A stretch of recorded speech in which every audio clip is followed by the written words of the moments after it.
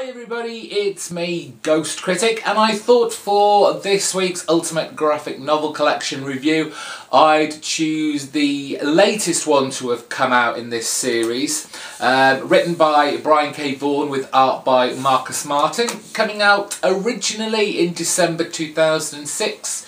It was Doctor Strange: The Oath.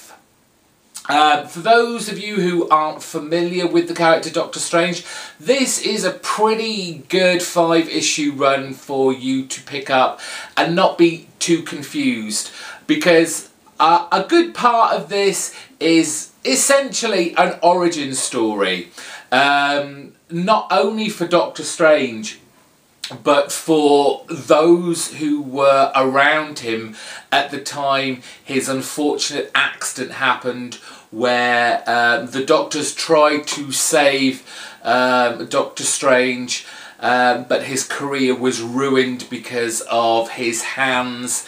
They tried to do as much for Stephen Strange as possible, but to no avail. And this is where Stephen Strange goes off, tries to find someone who will cure his hands, and so he can practice and operate again.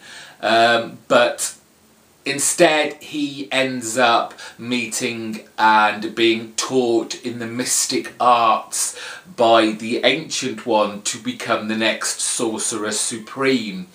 Now, what Brian K Vaughan does very cleverly in this series is he takes a look at the people who were left behind, those who still had to carry on working in the hospital that Doctor Strange, Stephen Strange, worked at, and they are incorporated very well into Doctor Strange's life now in the present.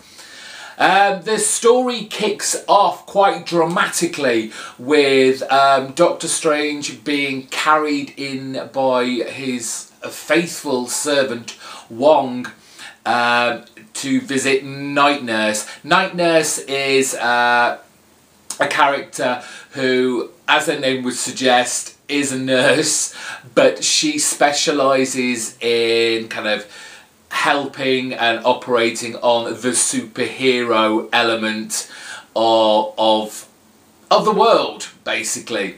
And she has a kind of underground facility where she can operate, bandage people up, etc. And it is Doctor Strange that has been shot, and while Night Nurse is operating on Doctor Strange, his astral projection appears, and we get a bit of exposition on how we got to this point. And we have to go, and it's Wong that kind of instigates this whole kind of tumble down of this story. Wong has a cancerous tumour, and he doesn't have very long to live. Of course, Doctor Strange wants to do whatever he can to cure Wong, and at one point this means him going into an alternate dimension to retrieve what is called the Otkid's elixir, which is meant to erase what troubles the minds of men. There's a big battle with this demon to get this elixir, but we don't want to use this straight away. Doctor Strange sends it off to be analysed, and what we initially find out is this elixir can cure cancer. We find out that this elixir is stolen by a villain called a Brigand, who has been employed by a pharmaceutical company called Timely Pharmaceuticals.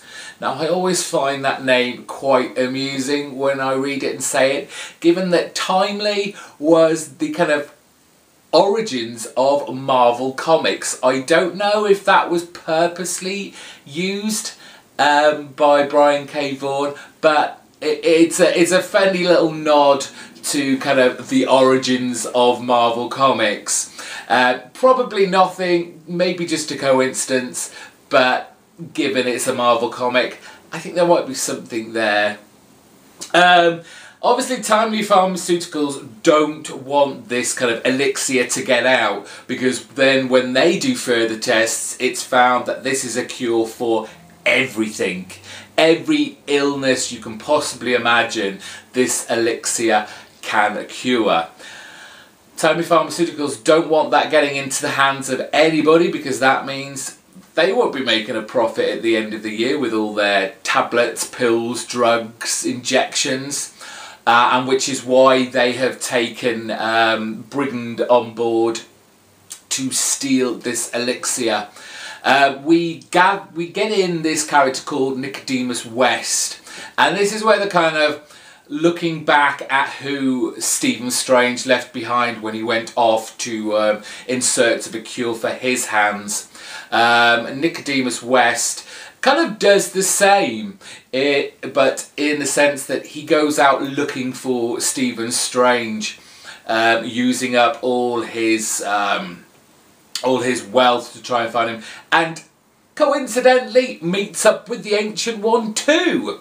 And there is this kind of idea that the Ancient One wasn't too sure that, you know, Stephen Strange was gonna be the Sorcerer Supreme, that he was never going to last as long as he would have liked. So he kind of trained this Nicodemus West also in the kind of mystic arts. Unfortunately, West didn't want to bother ending his training, and once he's got a certain level of kind of mystic magic going on, he leaves the Ancient One's temple and hopefully going back to be able to treat all these people magically.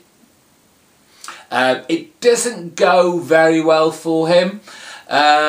But now we have him immersed in Timely Pharmaceuticals, who covered up some misdemeanors that he did while using magic on sick and ill patients. We get lots of battles in here, both on the astral plane. We get him fighting demons. We have him ultimately casting aside magic and getting down to kind of fisticuffs. And we do get glimpses of lots of Doctor Strange's old foes, such as Nightmare and Baron Mordo, pop up. And then there is this kind of moral dilemma, which kind of puts this Nicodemus West and Doctor Strange at odds. And that is, should this elixir be allowed? Even, you know, without the idea that Timely Pharmaceuticals wants rid of it, you have to think, is this a wise thing to let this kind of elixir out? Obviously Doctor Strange wants it to cure his long-time friend and servant Wong, and this is where we have the final showdown between West and Strange. And, well, you'll have to read the ending to find out what happens. Does the elixir get used? Does Wong survive? It was actually a really good comic to read, a nice series. Like I said, if you're new to Doctor Strange, this is a nice jumping on point. You get to learn a little bit about Doctor Strange's origin, a little bit about like his foes, who were his like major villains. The art by Marcus Martin, I wasn't that keen on it. I've seen him do better work. It wasn't terrible by any stretch of the imagination. Maybe I just didn't think he suited a character like Doctor Strange. But that's just my opinion. The character of Night Nurse does get used a great deal for kind of mostly a kind of C-list character, but she certainly does come into her own, and especially keeps some strong ties with Doctor Strange by the end of this book. So on to the bonus material you get at the end. We have a kind of artist gallery here with Doctor Strange drawn by lots of different people. We have the creators, a little article from them talking about their work on The Oath. And then we get varying visions of Doctor Strange, a bit of an art gallery. Obviously, much like most characters, they get reinvented or reimagined during, I don't know, different alternate universes. And as always, we have our further reading in the back. So yes, definitely worth a read. It's easy to find and pick up just in a normal trade, so there's no need to go out searching for those issues if you're not in the UK to pick this up. So until next week, thank you for watching. Ta-ra!